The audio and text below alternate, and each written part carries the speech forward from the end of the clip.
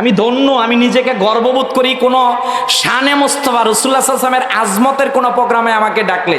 কারণ আমার পিএইচডির থিসিসের বিষয় ছিল দ্য সেলিব্রেশন অফ ঈদে মিলাদুন নবী সাল্লাল্লাহু আলাইহি ওয়াসাল্লাম ইন হিউম্যান লাইফ, এইটার উপর আমার থিসিস। তো আমি এই বিষয় দিয়ে গবেষণা করে দেখেছি এর ভাইরে, তোমার সমগ্র জীবন বড় যদি আল্লাহর হাবিবের প্রশংসা করা শেষ করো, শেষ হবে না।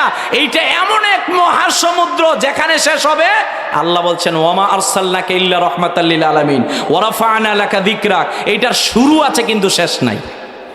কথা বলেন না কেন? এজন্য এই সমস্ত হক্কানি আল্লাহর ওলিরা শানে মোস্তফা ঢুকিয়েছে।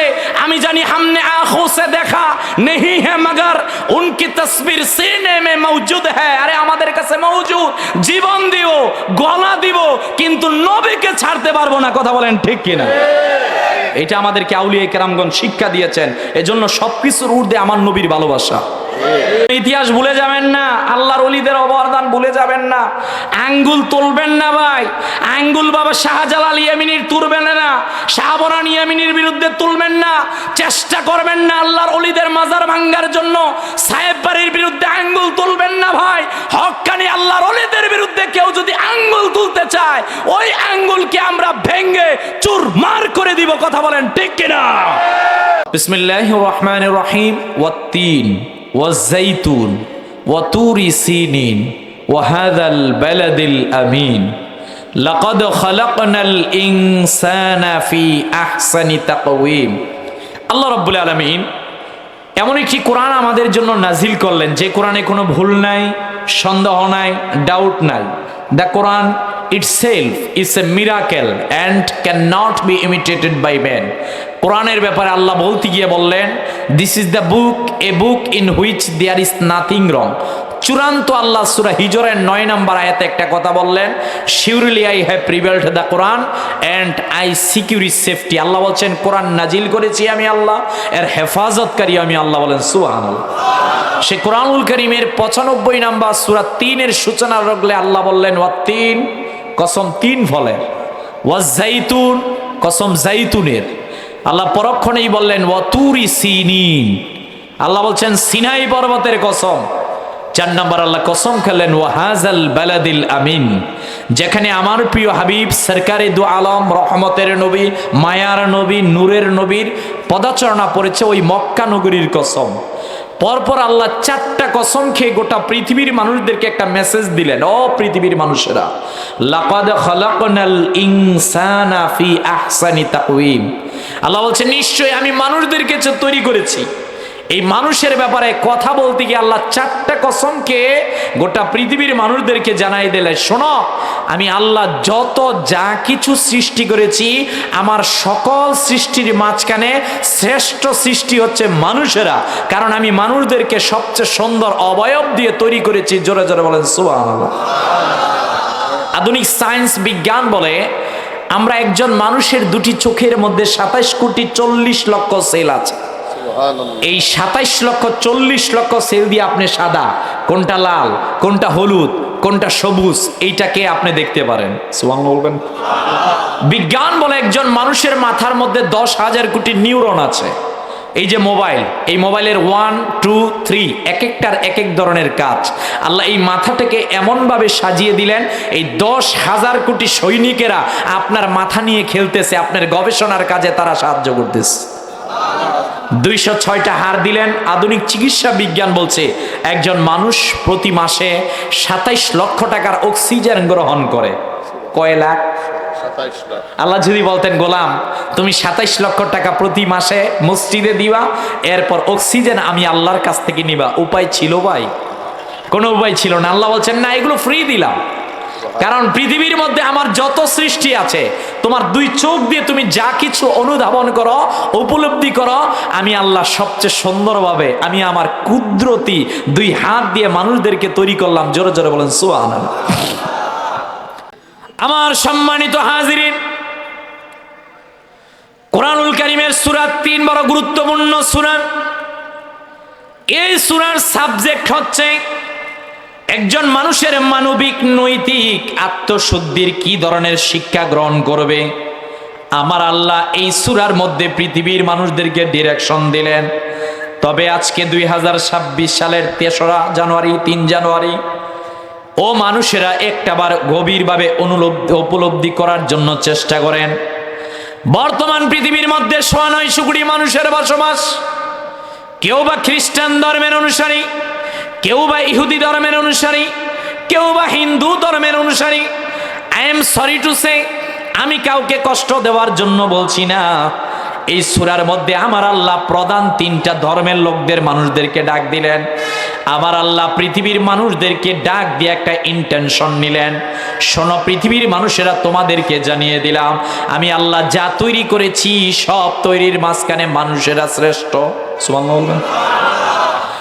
ইমাম রাজির তাফসিরে কাবির আপনি খুলেন, যেহেতু সম্মানিত উলামায়ে কেরামগণ এখানে রয়েছেন, বলতে আমার জন্য সহজ।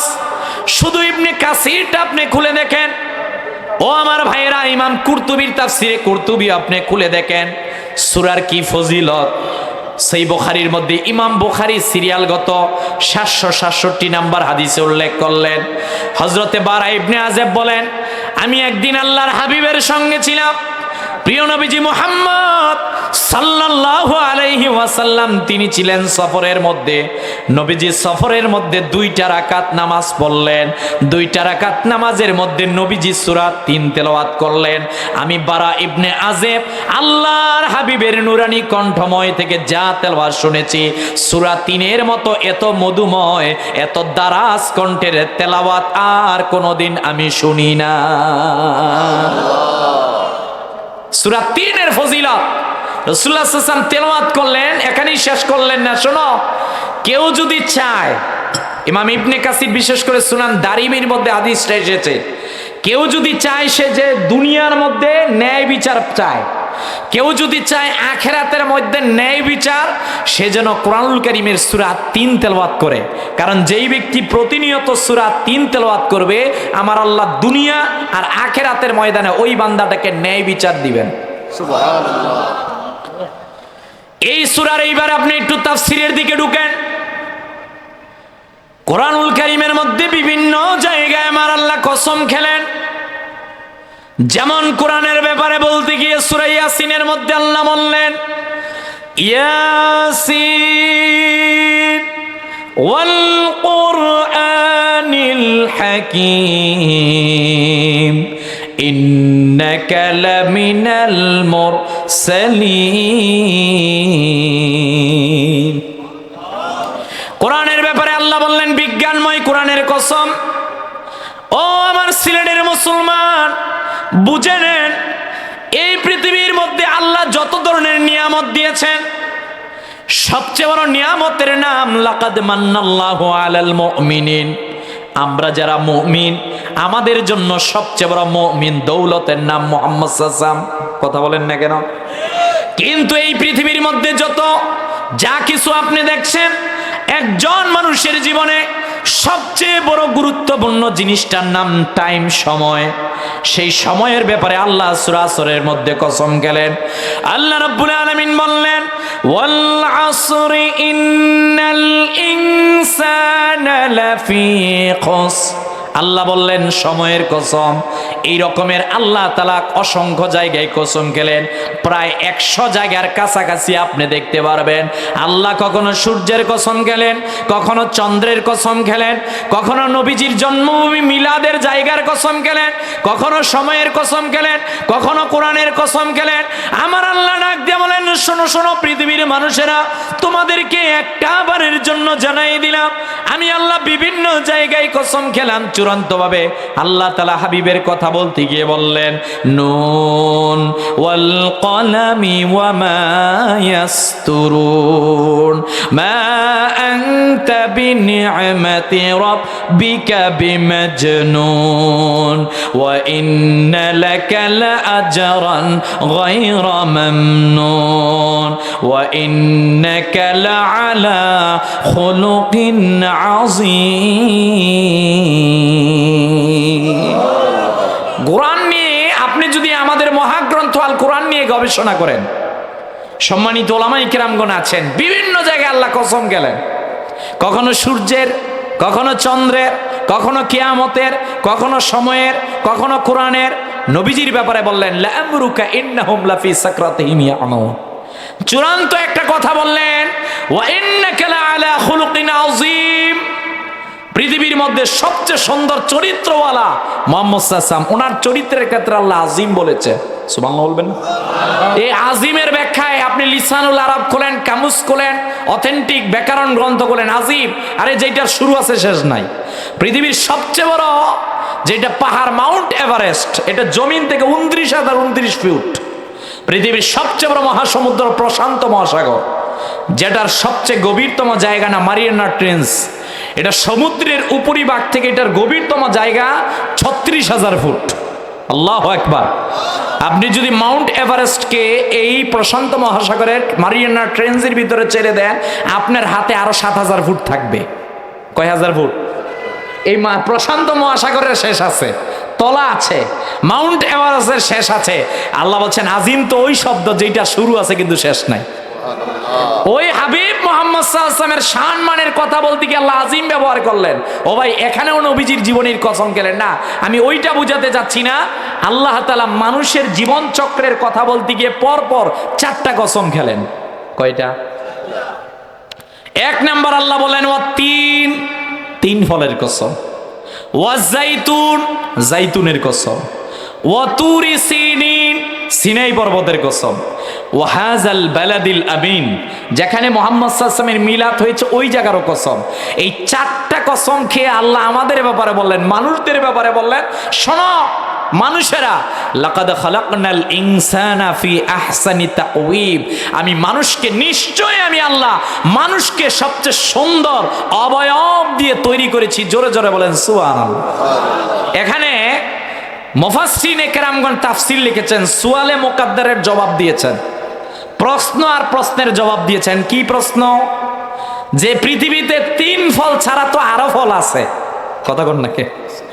আল্লাহ 3 ফল ছাড়া কেন এই অন্য ফলের কথা না বলে 3 ফলের কথা বললেন? আপনারা সম্মানিত উলামায়ে কেরামগণ আছেন আমার সামনে যারা বসা, আপনারা সৌদি আরবে গিয়েছেন।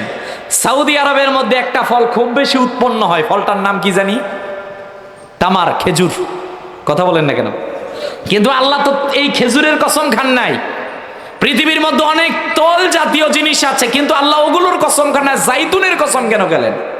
পৃথিবীর মধ্যে অনেক পাহাড় আছে, হেরা গুহা, যেখানে কোরআন নাজিল হয়েছে, ইকরা বিসমি রাব্বিকাল্লাযী খালাক। এক হেরা গুহার কথাও তো আল্লাহ বললেন না। না বলে আল্লাহ তুরে সিনার কথা কেন বললেন?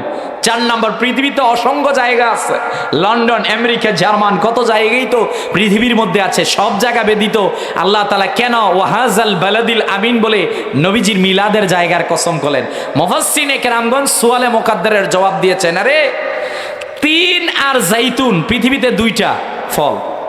এই 3 আর জাইতুন পৃথিবীর মধ্যে, গোটা পৃথিবীর 228 রাষ্ট্রের, এই 228 রাষ্ট্রের ভিতরে সবচেয়ে বেশি উৎপন্ন হয় সিরিয়া, দ্যাট মিন্স ফিলিস্তিন অঞ্চলের মধ্যে। সুবহানাল্লাহ বলতেন না? আর ওই ফিলিস্তিন অঞ্চলের মধ্যে একজন নবী এসেছিলেন, জিনার উপর আল্লাহ ইনজিল নাজিল করেছেন, তিনি হচ্ছেন পয়গম্বর ঈসা আলাইহিস সালাতু ওয়াস সালাম। সুবহানাল্লাহ কইতেন না? ওই অঞ্চলে 3 আর জাইতুন সবচেয়ে বেশি উৎপন্ন হয়। আর ওই অঞ্চলের বেতেলহেমের মধ্যে আমার আল্লাহ ঈসা নবীকে ইনজিল দিয়েছেন। আল্লাহ তাআলা ঈসা নবীর কথা সরাসরি বললেন না, 3 আর জাইতুন দ্বারা ওই অঞ্চলের ভূখণ্ডের মধ্যে যিনি নবী এসেছেন ঈসা নবীকে ইন্ডিকেট নিলেন। ঈসা নবীর মনোযোগ আকর্ষণ করে আল্লাহ বলছেন, আপনার উম্মতদেরকে জানায় দেন। স্টপ, এতটুক। এরপর আল্লাহ বলছেন ওয়াতুরি সিনিন, পৃথিবীর মধ্যে একটা জনগোষ্ঠী আছে ইহুদি সম্প্রদায়, এরা অনেককেই নবী মানে, ওজাইর আলাইহিস সালাতু ওয়াস সালামকে মানে, এরকমের অনেককেই মানে, তবে পয়গম্বর মূসা আলাইহিস সালাতু ওয়াস সালামকে মানে। ওই পয়গম্বর মূসা আলাইহিস সালাতু ওয়াস সালামকে আমার আল্লাহ রাব্বুল আলামিন তাওরাত দিলেন এই তুরে সিনার মধ্যে। সুবহানাল্লাহ। আল্লাহ তাআলা ও তুরি সিনিন কেন বললেন? পৃথিবীর এত পাহাড় থাকতে যে তুরে সিনাই, সিনাই পর্বত জমিন থেকে ৭,৪৯৭ ফুট উঁচা। সুবহানাল্লাহ বলতেন না?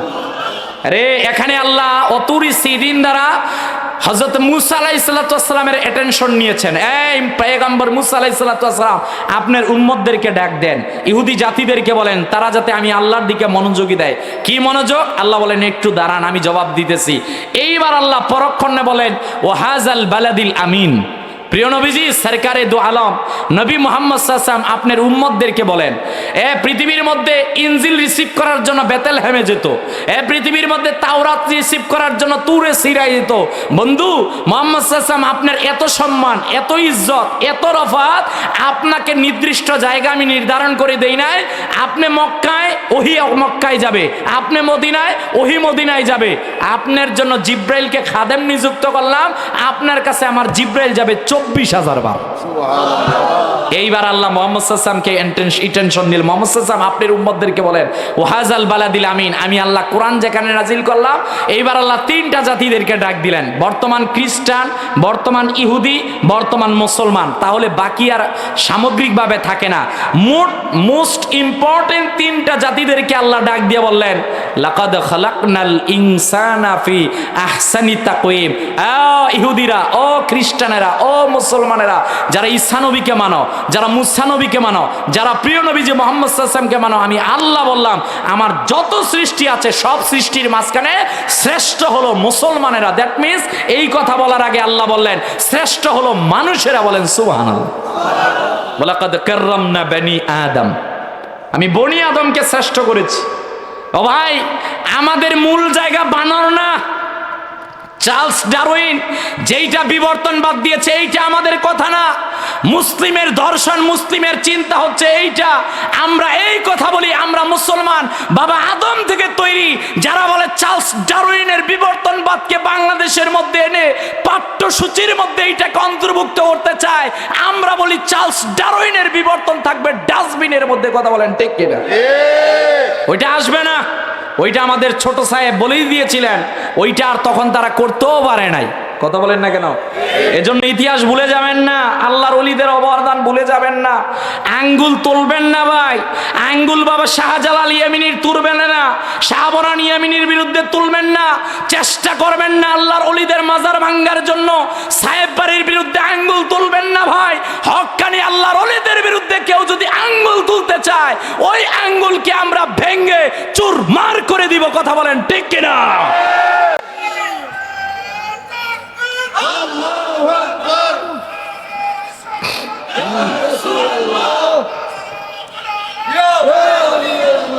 ও ভাই, আমরা কেন আল্লাহর ওলিদের কাছে যাই? জাস্ট এই পয়েন্টটা আপনি মনে রাখেন। আল্লাহর ওলিরা আমাদের শায়েখ, ওস্তাদ। কথা কন না কেন? দুনিয়ার মধ্যে প্রাইমারি থেকে কলেজে গেলেন, কলেজ থেকে ইউনিভার্সিটিতে, আমি তো পিএইচডি করেছি, আমরা সুপারভাইজারের অধীনে পিএইচডি সম্পূর্ণ করেছি। ও ভাই, এটা দুনিয়ার জ্ঞান আহরণ করার জন্য যায়। রাসূলুল্লাহ বলছেন ইন্না ফিল জাসাদি মুদগা ইজা সালাহাত সালাহাল জাসাদু কুল্লুহু ওয়া ইজা ফাসাদাত ফাসাদাল জাসাদু কুল্লুহু আলা ওয়াহিয়াল কলব। এইটা ঠিক করো, দেহ ঠিক থাকবে। ওরে ভাই, এইটা দেহ ঠিক করার জন্য, আকলাক ঠিক করার জন্য আল্লাহর ওলিদের কাছে যাই। যারা আজকে বলতে চায় আল্লাহর ওলিদের প্রয়োজন নাই, তাদেরকে বলছি ইতিহাস পড়ো। এই ভূখণ্ডের মধ্যে ইসলামের দাওয়াত কারা দিয়েছে? কোন নবী আসে নাই, কোন রাসূল আসে নাই। এই ভূখণ্ডের মধ্যে আল্লাহর ওলিরা ইসলামের দাওয়াত দিয়ে আজকে আমাদেরকে মুসলমানে রূপান্তরিত করেছে। কথা বলেন ঠিক কিনা? আজকে ইতিহাস ভুলে যাবেন না। ইতিহাস যারা ভুলে যায়, ইতিহাসের আস্থা করে তারা নিক্ষিপ্ত হয়। কথা বলেন না কেন? এই আল্লাহর ওলিরা আমাদেরকে একটা জিনিস শিক্ষা দিল, এইটার নাম তোমার ভিতরে হাবিব মুহাম্মদ সাল্লাল্লাহু আলাইহি ওয়াসাল্লামের ভালোবাসা থাকবে। কথা বলেন না কেন? আমি ধন্য, আমি নিজেকে গর্ববোধ করি কোন শানে মোস্তফা রাসূলুল্লাহ সাল্লাল্লাহু আলাইহি ওয়াসাল্লামের আজমতের কোন প্রোগ্রামে আমাকে ডাকলে। কারণ আমার পিএইচডির থিসিসের বিষয় ছিল দ্য সেলিব্রেশন অফ ঈদে মিলাদুন নবী সাল্লাল্লাহু আলাইহি ওয়াসাল্লাম ইন হিউম্যান লাইফ। এইটার উপর আমার থিসিস। তো আমি এই বিষয় দিয়ে গবেষণা করে দেখেছি, এর বাইরে তোমার সমগ্র জীবন বড় যদি আল্লাহর হাবিবের প্রশংসা করা শেষ করো, শেষ হবে না। এইটা এমন এক মহাসমুদ্র যেখানে শেষ হবে। আল্লাহ বলছেন ওয়ামা আরসালনাকা ইল্লা রাহমাতাল লিল আলামিন ওয়া রাফা'না লাকা যিকরাক। এইটার শুরু আছে কিন্তু শেষ নাই। কথা বলেন না কেন? এজন্য এই সমস্ত হক্কানি আল্লাহর ওলিরা শানে মোস্তফা ঢুকিয়েছে। আমি জানি हमने आंखों से देखा नहीं है मगर उनकी तस्वीर सीने में मौजूद है। আরে আমাদের কাছে মওজুদ, জীবন দিব, গলা দিব, কিন্তু নবীকে ছাড়তে পারবো না। কথা বলেন ঠিক কিনা? এটা আমাদেরকে আউলিয়া কেরামগণ শিক্ষা দিয়েছেন। এজন্য সবকিছুর ঊর্ধ্বে আমার নবীর ভালোবাসা। কথা বলেন না কেন? পৃথিবীর শ্রেষ্ঠ মুহাদ্দিস হতে পারে, আমি মাথার উপরে রাখবো, কিন্তু তার মধ্যে আমার নবীর তাজিম নাই, ভালোবাসা নাই, ইশক নাই, দুঃখিত আমি তাকে সম্মান করতে পারবো না। এলাকার একটা মসজি হলে তার মধ্যে যদি আমার নবীর ভালোবাসা থাকে, তাকে আমি মাথায় তুলে রাখবো। কথা বলেন না কেন?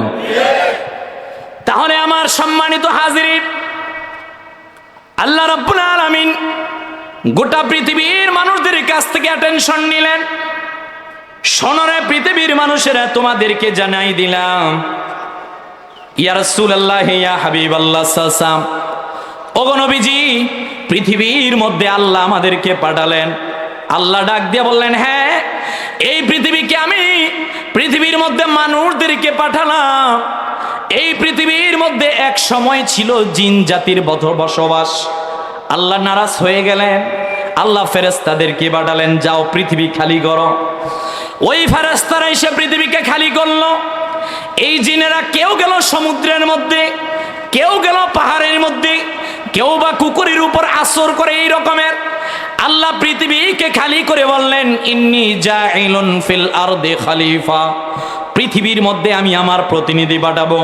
ফেরেশতারা ডাক দিয়ে বলেন, আল্লাহ, আপনি কি এমন কোন জাতিদেরকে পাঠাবেন যারা পৃথিবীর মধ্যে গিয়ে রক্তপাতে যুক্ত হয়ে যাবে, একজন আরেকজনের মতো জিন জাতিদের মতো করবে? আমার আল্লাহ ডাক দিয়ে বললেন, ইন্নী আ'লামু মা লা তা'লামুন, আমি যা জানি তোমরা কিন্তু জানো না। আমার আল্লাহ হযরতে জিব্রাইলকে পৃথিবীতে পাঠালেন। হযরতে জিব্রাইল মাটি নিয়ে আসো, জিব্রাইল মাটি নিতে পারেন নাই। আল্লাহ ইসরাফিলকে পাঠালেন, তিনিও নিতে পারেন নাই। মালাকুল মউতকে আমার আল্লাহ পাঠালেন, তিনি পৃথিবীর বিভিন্ন জায়গা থেকে মাটি নিয়ে গেলেন। সময় স্বল্প, আমি শুধু টাচ দিয়ে আপনি বোঝার চেষ্টা করেন। আমার আল্লাহ বাবা আদমের মাটিগুলো 40 বছর রেখে দিলেন। 6টা ক্যাটাগরির মাধ্যমে আমার আল্লাহ বাবা আদমকে তৈরি করলেন। ওয়াসআলুনাকা আনির রূহ, আল্লাহ তাআলা নিজে কুদরতিভাবে আদমের মধ্যে রূহ ফুঁকে দিলেন। আমার সম্মানিত হাজিরিন, নবীজি ডাক দিয়ে বলে, উম্মত, তোমাদেরকে আমি জানাই দিলাম, ওই যে আমার আল্লাহ মানুষদেরকে বানালেন, 1 নাম্বার মানুষদেরকে আল্লাহ গুণাবলী দিলেন, মানুষদেরকে আল্লাহর প্রতিনিধি বানালেন। সুবহানাল্লাহ বলেন না? ইন্নী জাইলুন ফিল আরদি খলিফা। 2 নাম্বার ফেরেশতারা আদমকে সিজদা করলো। 3 নাম্বার মানুষদেরকে আল্লাহ জ্ঞান বুদ্ধি দিলেন। 4 নাম্বার মানুষদেরকে ইচ্ছা স্বাধীন সিদ্ধান্ত গ্রহণের ক্ষমতা দিলেন। 5 নাম্বার মানুষদেরকে আল্লাহ কুদরতিভাবে রূহ ফুঁকে দিলেন। 6 নাম্বার পৃথিবীর মধ্যে সব জাতির মাঝখানে আমার আল্লাহ মানুষদেরকে সম্মানিত করলেন। সুবহানাল্লাহ বলেন না? আমার নবীজি ডাক দিয়ে বলে, উম্মত, আদমকে আল্লাহ পৃথিবীর মধ্যে বানালেন। ওই আদম মা হাওয়া থেকে পৃথিবীর মধ্যে মানুষেরা দুনিয়ার মধ্যে আগমন করলো। তোমাদেরকে একটাবারের জন্য জানাই দিলাম আল্লাহ কেন তোমাদেরকে পৃথিবীতে পাঠালেন। আল্লাহ সূরা জারিয়ার মধ্যে বড় চমৎকার করে বললেন, ওয়ামা খালাকতুল জিন্না ওয়াল ইনসা ইল্লা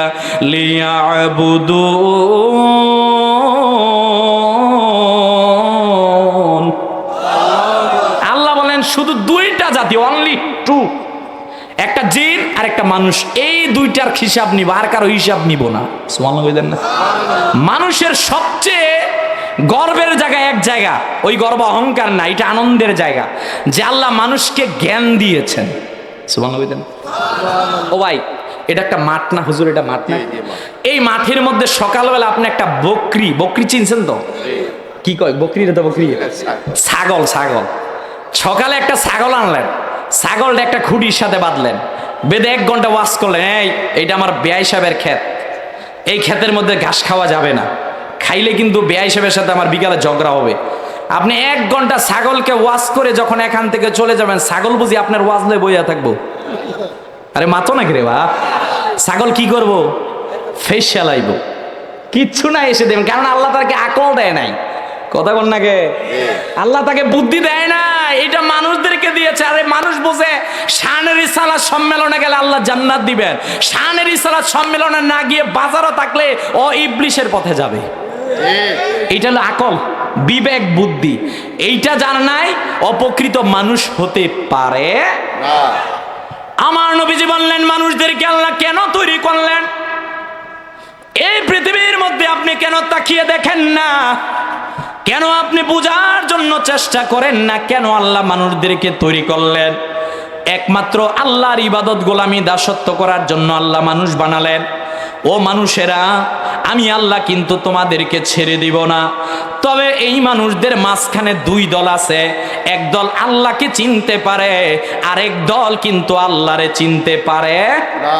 we are proud as a Muslim, Jannat is our destination. I do believe we have a lot of mission and vision that we will have to fulfill. ওরে ভাই, আমরা মুসলমান, আনন্দিত কথা ঠিক, তবে আমাদের প্রত্যেকের একটা মিশন আর ভিশন আছে। ওই মিশন আর ভিশন হলো জান্নাতে যাওয়া।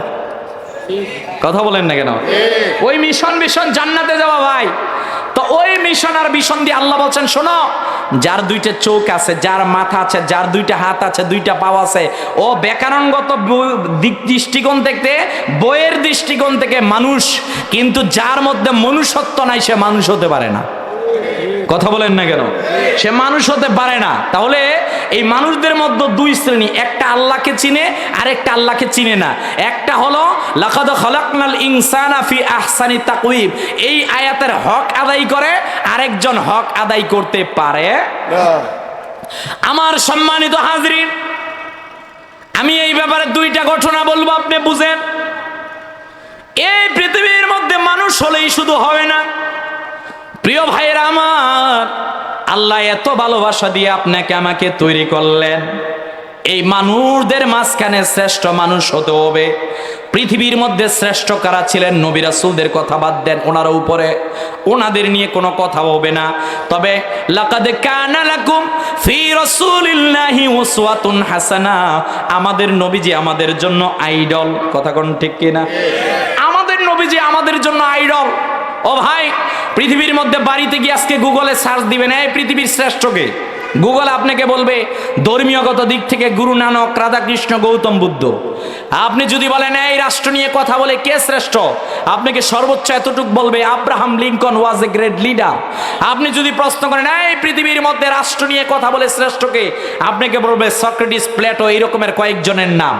আপনি বলেন এই বলো জামাল, কামাল, এহসান, কারাবাত, এই চার গুণে পৃথিবীর মধ্যে শ্রেষ্ঠকে, গুগল আপনাকে বলবে আমার জানা নাই। আপনি এইবার লেখেন হু আর মোহাম্মদ সাল্লাল্লাহু আলাইহি সাল্লাম, মোহাম্মদ সাল্লাল্লাহু আলাইহি সাল্লামকে জানতে চাই, গুগল আপনাকে বলবে ও আচ্ছা, মোহাম্মদ সাল্লাল্লাহু আলাইহি সাল্লাম সম্পর্কে জানতে চাও, মোহাম্মদ সাল্লাল্লাহু আলাইহি সাল্লাম as a father, as a teacher, as a leader, as a giver, as a Messenger, as a reformer of the society, Mohammad সাল্লাল্লাহু আলাইহি সাল্লাম is the Superman in the world. চিৎকার মেরে বলেন আল্লাহু আকবার।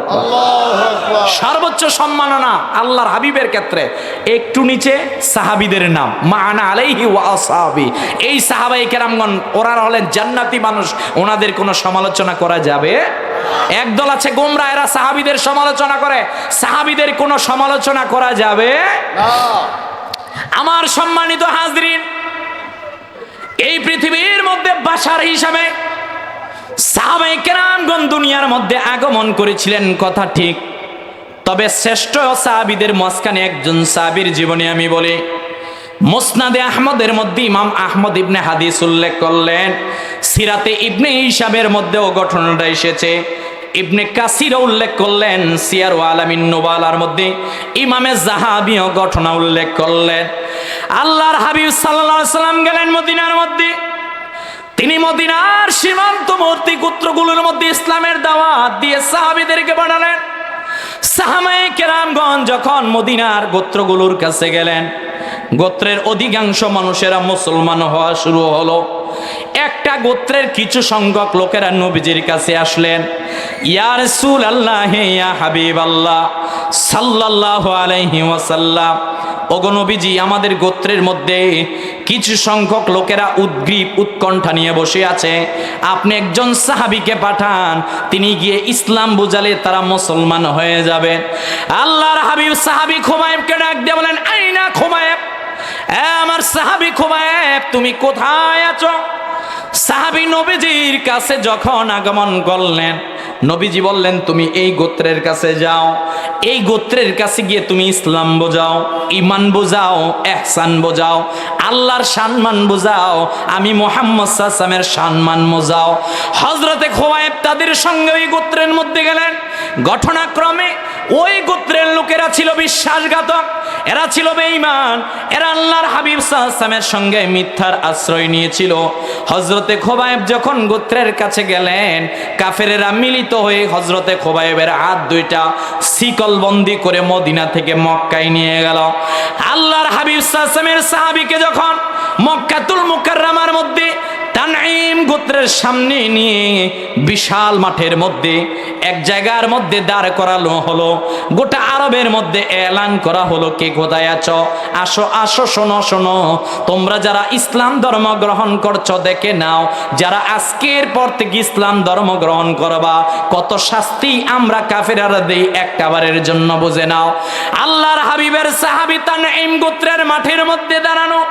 আবু সুফিয়ান আসলো, সফওয়ান ইবনে উমাইয়া আসলো, সব বড় বড় কাফেররা আনন্দ আর বহিঃপ্রকাশ করা শুরু করে দিল। সাহাবীর নাম সাঈদ বিন সাঈদ রাদিয়াল্লাহু তাআলা আনহু। সাহাবী ডাক দিয়ে বলেন, আমি এইবারে গেলাম, সাঈদ ইবনে আমের ওনার নাম। তিনি বলেন, আমি এখনো মুসলমান হই নাই, আমি গেলাম দেখার জন্য কেমন শাস্তি দেওয়া হয় সাহাবীকে। আবু সুফিয়ান হযরতে খুবাইব রাদিয়াল্লাহু তাআলা আনহুর কাছে গেলেন। হযরতে খুবাইবকে ডাক দিয়ে বললেন, এ খুবাইব, তুমি আজকে মক্কার মধ্যে আবদ্ধ, শোনো তোমারে জানাই দিলাম, নবীজি মুহাম্মদ সাল্লাল্লাহু আলাইহি ওয়াসাল্লাম মদিনার মধ্যে, তুমি মক্কার মধ্যে প্রায় 700 কিলোমিটার দূরে, শোনো তোমার একটা বারের জন্য জানাই দিলাম। আরে তোমাকে একটা কথা বলি, তুমি বলো রাজি কিনা? তোমার যত দুঃখ আছে, তোমার যত কষ্ট আছে, সব দুঃখ কষ্টগুলো আমরা মুহাম্মদ সাল্লাল্লাহু আলাইহি ওয়াসাল্লামের উপর ফেলে দেব। আতুহিব্বু আন্না মুহাম্মদ সাল্লাল্লাহু আলাইহি ওয়াসাল্লাম মাকানাকা ওয়া আনতা ফি আহলিকা, তোমার যত দোষ আছে সব নবীজির উপরে দিব, তোমার পরিবারের সব দোষগুলো তোমার মুহাম্মদ সাল্লাল্লাহু আলাইহি ওয়াসাল্লামের উপর দিব, শুধু তুমি একটা কথা বলো, হ্যাঁ তুমি রাজি। তিনি ডাক দিয়ে বলেন, না না না, শোনো, আমি বুঝেছি তোমরা আমাকে হত্যা করবা, তবে তোমরা আমাকে হত্যা করার আগে তোমাদের কাছে আমি একটা জিনিস চাই, শোনো, তোমরা আমার একটা কথা বলো রে, আমাকে যদি হত্যা করতে চাও, আমার হত্যার আগে তোমাদের জন্য, তোমাদের কাছে আমি একটা জিনিস চাই, তার নাম অজুর পানি। কিসের পানি ভাই? ইমাম তিরমিজি হাদিস উল্লেখ করলেন, কেউ যদি অজুর পানি নিয়ে মুখমণ্ডল ধৌত করে, দুই হাতের কনুই সহ ধৌত করে, মাথা মাসে করে, দুইটা পায়ের টাকনু সহ ধৌত করে, আও মা আখিরিল কাতরিল মা, এখানে ওলামায়ে কেরামগণ রয়েছেন, নবীজি বলছেন, ইমাম তিরমিজি হাদিস উল্লেখ করলেন, অজুর সর্বশেষ পানির ফোঁটা জমিনে পড়ার সঙ্গে সঙ্গে আমার আল্লাহ ওই জিসিম দিয়ে যত গুনাহ হয়েছে সব মাফ করে দিবেন। শুধু তাই নেই, এবার আপনি মূল বক্তব্যে যান। সাহাবীকে অজুর পানির জন্য দেওয়া হলো, তিনি অজুর পানি নিয়ে অজু করলেন। তিনি বললেন, আবু সুফিয়ান, তোমার কাছে একটা জিনিস চাই। বলল, কি চাও? বলল, আমারে আপনি 2 রাকাত নামাজ পড়ার জন্য অনুমতি দেন। এ মুসলমান, একটু মনোযোগ দিয়ে কেন আপনি বুঝছেন না? আপনার আমার ধন সম্পদ দৌলত নয়, আপনার আমার বিপদের সঙ্গীর নাম হচ্ছে নামাজ। নাম কি ভাই? এজন্য বুঝি নবীজি মেরাজ থেকে এসে বলেছেন, এই পয়গম্বর মুসা আলাইহিস সালাতু ওয়াস সালাম তুর পাহাড়ে গেলেন, কাল্লামাল্লাহু মুসা তাকলিমা, আল্লাহর সঙ্গে কথা বলার জন্য। আল্লাহ শর্ত দিলেন 4টা। কয়টা? 1 নাম্বার, তুমি তুর পাহাড়ে যাও। 2 নাম্বার, অমুক সময়ে যাও। 3 নাম্বার, পায়ের জুতা খুলে ফেলো। 4 নাম্বার, পয়গম্বর মুসা আলাইহিস সালাতু ওয়াস সালাম, তুমি যখন আমার সাথে কথা বলবে, বাইনাল হিজাব, তোমার আর আমার মাঝখানে 70,000 পর্দা আছে। সুবহানাল্লাহ বাড়িতে যাই কইবেন। আল্লাহ বলছেন, হাবিব মেরাজে আপনি আসলেন, আমার জাতীয় কবি কাজী নজরুল ইসলাম লেখলেন, তিনি মেরাজে গেলেন কিন্তু ধরার ধুলিকে বললেন না। সুবহানাল্লাহ কইতেন না, আমাদেরকে বলেন নাই নবীজি আল্লাহ আপনি কি দিবেন উম্মতের জন্য। হাবিব আপনি তো আমার বাড়িতে এসেছেন, উম্মত আসতে পারে নাই কথা ঠিক, তবে উম্মতদেরকে জানাই দেন, উম্মত যদি জায়নামাজের মধ্যে সিজদা দেয়, মুসা নবীকে 4 শর্ত দিলাম, তার জন্য তুর পাহাড় দিলাম, জুতা খোলা শর্ত দিলাম, পবিত্রতা শর্ত, সময় শর্ত, তুর পাহাড়ে যাওয়া শর্ত দিলাম, বাইনাল হিজাব, 70,000 পর্দাও শর্ত দিলাম। আপনার উম্মত জায়নামাজে সিজদা দিতে হয় নামাজের জন্য, আমি আল্লাহ 4 শর্ত ছাড়াই আপনার উম্মতের সাথে কথা বলা শুরু করে দেই। সাহাবী বলেন, এইবার আমি ওযু করলাম, ওযু করার পর আমি নামাজ পড়লাম। সাইদ ইবনে আমের আল জুমাহি বললেন, নামাজ যখন শেষ হয়ে গেল, মুমিনের সবচেয়ে বড় দৌলতের নাম তার নামাজ। এ আমার ভাইরা বন্ধু, বিপদে পড়েছেন, নামাজ লাগবে, নামাজ মাইনাস করে কোনো কিছু হবে না, কোনো কিছু হবে না ভাই। বছরে 1875 বার যে মসজিদ থেকে ডাকানো হয়, 6205 রাকাত নামাজ যে ফরজ, এটা আমাদের জন্য ফরজ, ছেড়ে দিবেন তো বিপদ আছে। কথা বল নাকি? আমার সম্মানিত হাজিরিন, সাইদ ইবনে আমের বলেন, আমি দেখলাম তিনি 2টা রাকাত নামাজ পড়লেন, সুন্দর মতো 2টা রাকাত নামাজ আদায় করে আল্লাহর দিকে হাত তুলে দোয়া করলেন, আল্লাহ আমার মন বলছে এরা বিশ্বাসঘাতক, এরা আমারে দুনিয়া থেকে বিদায় নিয়ে চলে যাবে, তবে আমরা তো ঈমান এনেছি, আমরা আপনাকে চিনি, আপনার হাবিবকে চিনি। এরা তো বলেছে আতুহিব্বুন্না মুহাম্মাদ সাল্লাল্লাহু আলাইহি ওয়াসাল্লাম মাকানাকা ওয়া আনতা ফি আহলিকা, যদি শুধু বলি আমাদের দোষগুলো নবীজির উপর দিয়ে দিলে রাজি হলে এরা আমাদেরকে ছেড়ে দিবে। ঐতিহাসিক হযরতে খোবায়েব একটা ভাষণ দিলেন, সিরাতে ইবনে হিশাম সাক্ষী, আমি কোনো কিচ্ছা বলছি না।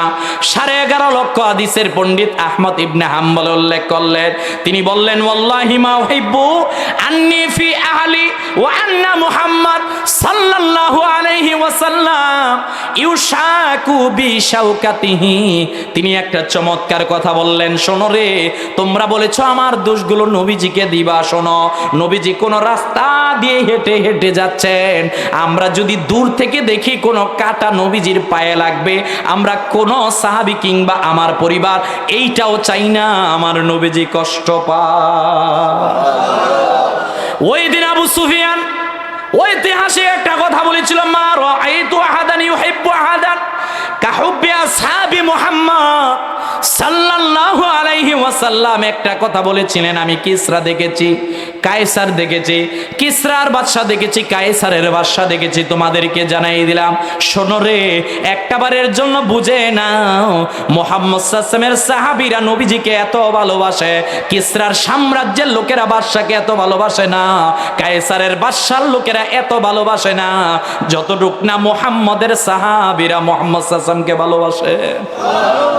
আরে ভাই, এটা পৃথিবীর শ্রেষ্ঠ মানুষ, এইটা পৃথিবীর শ্রেষ্ঠ মানুষ, এদের ক্ষেত্রে বলেছে আল্লাহ এরা আমার প্রতিনিধি। কথা বলেন না কেন?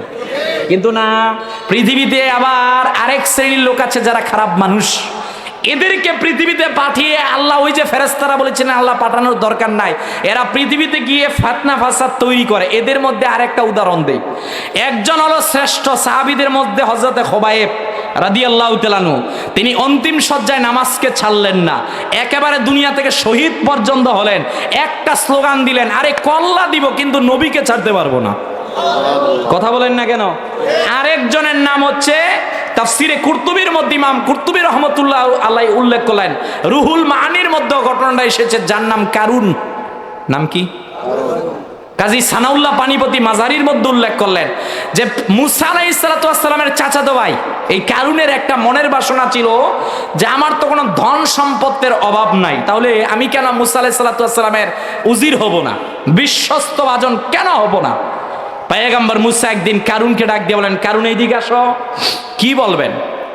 পয়গম্বর মুসা আলাইহিস সালাতু ওয়াস সালাম বলেন, এই তোমার যে সম্পদ আছে এটা অঢেল ধন সম্পদ, তোমার 1000 দিরহাম থেকে 1 দিরহাম যাকাত দিতে হবে, 1000 বকরি থেকে 1 বকরি যাকাত দিয়ে দিতে হবে। কারণ মুসা আলাইহিস সালামের সামনে বললেন ঠিক আছে দিব। বাড়িতে গিয়ে হিসাব করে দেখাই, যদি 1000 বকরি থেকে 1 বকরি দিতে হয় তাহলে অনেক বকরি দেওয়া লাগবে, যদি 1000 দিনার দিরহাম থেকে দিতে হয় অনেক দেওয়া লাগবে, কারণ অনেক সম্পদ। সে চিন্তা করলো আমি মুসা আলাইহিস সালামের আস্থাভাজন হতে পারবো না, তাহলে কি করা যায়? মুসা আলাইহিস সালামের বিরুদ্ধে কালেমা লেপন করতে হবে। নাউজুবিল্লাহ বলবেন না? রুহুল মাআনির মধ্যে ইমাম আলুসি উল্লেখ করছেন যে তিনি একটা খারাপ মহিলাকে ফিট করলেন যে আগামীকাল সকালবেলা পয়গম্বর মুসা বিশাল মাঠের মধ্যে ভাষণ দিবে। তিনি যখন ভাষণ দিবে তুমি তখন তার কাছে যাবা, পয়গম্বর মুসা আলাইহিস সালামের সামনে আমরা থাকবো, তুমি দাঁড়িয়ে এই কথা বলবা যে পয়গম্বর মুসা আলাইহিস সালাম আমি নারীর সঙ্গে খারাপ সম্পর্ক করেছে। নাউজুবিল্লাহ বলবেন না? সকাল হয়ে গেল, পয়গম্বর মুসা আলাইহিস সালাম বিশাল মাঠের মধ্যে দাঁড়ানো। ওই নারী গেলেন মুসা নবীর বিরুদ্ধে সাক্ষ্য দেওয়ার জন্য, কথা বলার জন্য। আল্লাহ নারীকে ফিট করে দিলেন, এই তুমি তো বলতে পারবা না ওয়া মাকারু ওয়া মাকারাল্লাহ ওয়াল্লাহু খায়রুল মাকিরিন। আরে তোমরা জমিনে হয়তোবা একটা প্ল্যান করতে পারবা, কিন্তু প্ল্যান সিদ্ধান্তকারী একজন, তিনি কে? আল্লাহ। প্ল্যান সিদ্ধান্তকারী কেউ নয়, মুসা নবী ভাষণ দিচ্ছেন, সামনে একজন দাঁড়ানো। নারী গিয়ে বলছে এই আমি একটা কথা বলতে চাই। পয়গম্বর মুসা আলাইহিস সালাম ভাষণ বন্ধ করলেন। নারী এসেছে মুসা নবীর বিরুদ্ধে কথা বলার জন্য, বলতে পারলেন না। তিনি বলেছেন আপনার ভাই কারুন আমাকে ফিট করেছে আপনার বিরুদ্ধে সাক্ষ্য দেওয়ার জন্য যে আপনি আমার সঙ্গে নাকি খারাপ কাজ করেছেন। আল্লাহু আকবার। ওই দিন পয়গম্বর মুসা আলাইহিস সালাম আল্লাহর কাছে বলেন, আল্লাহ পৃথিবীতে মাটি কথা বলে না, মাটি কারো কথা শোনে না, আপনি আমাকে একটা শক্তি দেন মাটি যাতে আমার কথা শোনে। আল্লাহু আকবার। ইবনে আব্বাস তাফসীর করছেন, রাইসুল মুফাসসিরিন, পয়গম্বর মুসা আলাইহিস সালাম ওই দিন জমিরকে আদেশ করেছিল ইয়া আরদু খুযিহি, ইয়া আরদু খুযিহি, এ মাটি কারুনকে ধরো, কারণ সে আমি নবীর বিরুদ্ধে এই রকমের কাজ করতে উদ্বুদ্ধ হয়েছে। ওই দিন মাটি ফেটে গিয়ে কারুনকে ডাবিয়েছে। ইবনে আব্বাস বলছেন পৃথিবীর খারাপ সন্তান কারা? তার নাম কারুন। ইবনে আব্বাস তাফসীর করছেন কারুন অনেক লম্বা ছিল, তার দেহ যতটুক মুসা আলাইহিস সালামের ওই বদদুয়ার কারণে মাটি যে ফেটে গিয়েছিল, সে যে নিচে ডাবা শুরু হয়েছে, তার দেহ আকৃতি পরিমাণ কিয়ামতের ইসরাফিলের সিংগাই পর্যন্ত শুধু সে মাটির মধ্যে ডাবতেই থাকবে। আল্লাহু আকবার বলবেন না? তাহলে সম্মানিত উপস্থিতি, আমি যেই বিষয়টা সংক্ষিপ্ত পরিসরে আপনাদেরকে বুঝাতে চাইলাম, দুইটা বিষয়। লাকাদ খালাকনাল ইনসানা ফি আহসানি তাকওয়িম, আল্লাহ মানুষদেরকে সবচেয়ে সুন্দর করে বানালেন। তাহলে সুন্দর করে যে বানালেন এর মধ্যে ভালো আছে খারাপও আছে, কথা কোন নাকি? এখনই শেষ করি না, আমি 7টা পর্যন্ত করতেছি, সমস্যা নেই ইনশাল্লাহ। আর 5 মিনিট আমি আমার কনক্লুশনে যাচ্ছি, কারণ অনেক তাফসীর তো সংক্ষিপ্ত শেষ হবে না। আর 5 মিনিট আমি আমার কনক্লুশনটা বলি। ভাই আমি যে কথা বললাম, আমার একটা মাকসাদ আছে কথাগুলো বলার। কথা বলার মাকসাদ কি ভাই জানেন? আমরা প্রত্যেকেই কিন্তু মানুষ, কথা বল নাকি? আমরা ওই মানুষ যেই নবীজি সাল্লাল্লাহু ব্যাপারে আল্লাহ বলছেন হাবিব আপনি শ্রেষ্ঠ। আপনি শ্রেষ্ঠ শুধু এখানেই নয়, আপনার উম্মতদেরকে জানিয়ে দেন। হুজুর চলে এসেছে, আমি আর 5 মিনিট করতে না, সমস্যা এমনি কটাই দিবেন? হুজুর কি এখনই উঠবে? আজান কটা? 7টায় না? আচ্ছা আর 6 মিনিট 5 মিনিট করতেছি। তো আমাদেরকে আল্লাহ বললেন ইউ আর দ্য গ্রেটেস্ট উম্মাহ অল ওভার দ্য নেশন। ও ভাইয়ের আমার, শানের মুস্তাফা সাল্লাল্লাহু মাহফিলের মধ্যে যারা আগত এসেছে, আমরা তো সবাই বললাম মানুষ, আমরা কি কারুনের মতো হলে হবে? কথা বলেন না কেন? আমাদের আদর্শ সাহাবায়ে কেরামগণ জীবন দিয়েছে, গলা দেয় নাই। সাহাবায়ে কেরামগণ আগুনে পড়েছে, কেউ বলেছে ইয়া মালিকার রুম লাউ আতাইতানি মা মালাকাল আরব, এই কথা ডাক দিয়ে বলছেন গোটা আরব দিল, নবীজির কদম ছাড়তে পারবো না।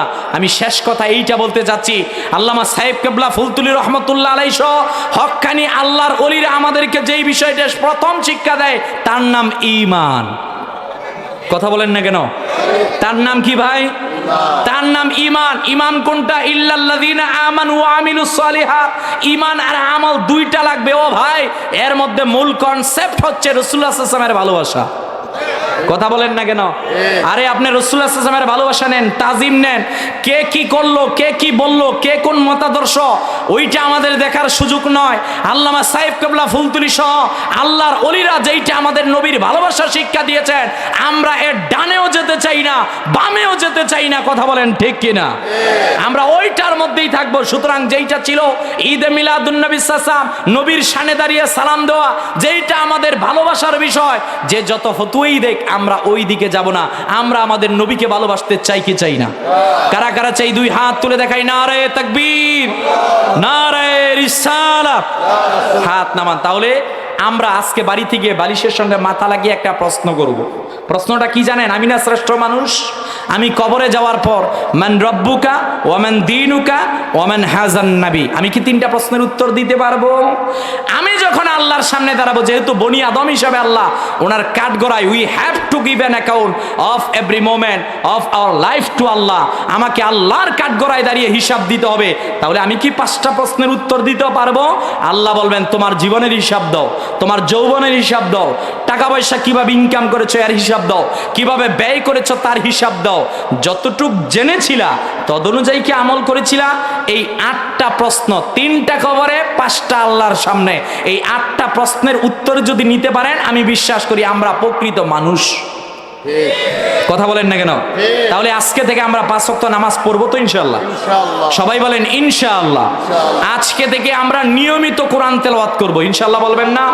আর আল্লাহর ওলিরা যেই পথ আমাদেরকে দেখিয়েছেন, এটা ডানেও যাব না, বামেও যাবেন। আমি এন্তেজামিয়া কমিটিকে আমার হৃদয়ের গভীর থেকে মোবারকবাদ জানাচ্ছি যে আমি অদমকে কিছু কথা বলার জন্য সুযোগ দিয়েছেন। আমি ওনাদের প্রতি কৃতজ্ঞ। ইনশাআল্লাহ বেঁচে থাকলে আবারও দেখা হবে। তবে এই শানে মুস্তাফা সাল্লাল্লাহু আলাইহি ওয়াসাল্লামের মহাসম্মেলনের উসিলায় আল্লাহ আমাদেরকে মাফ করে দেখ। এই শানে মুস্তাফা সাল্লাল্লাহু আলাইহি ওয়াসাল্লামের মহাসম্মেলনকে আল্লাহ কিয়ামত পর্যন্ত দায়েম আর কায়েম রাখুক। সকলে বলেন আমিন। একটা টাকা পয়সা দিয়ে হলো যে যেইভাবে সাহায্য সহযোগিতা এখানে করেছেন, আল্লাহ আখিরাতের ময়দানে এর উসিলায় আমাদেরকে রাসূলুল্লাহ সাল্লাল্লাহু আলাইহি ওয়াসাল্লামের শাফাত নসিব করুক। সকলে বলেন আমিন। ওয়া আখিরু দাওয়ানা আলহামদুলিল্লাহ সাল্লাল্লাহু আলা মুহাম্মাদিন ওয়া আলা আলিহি ওয়া সাহবিহি।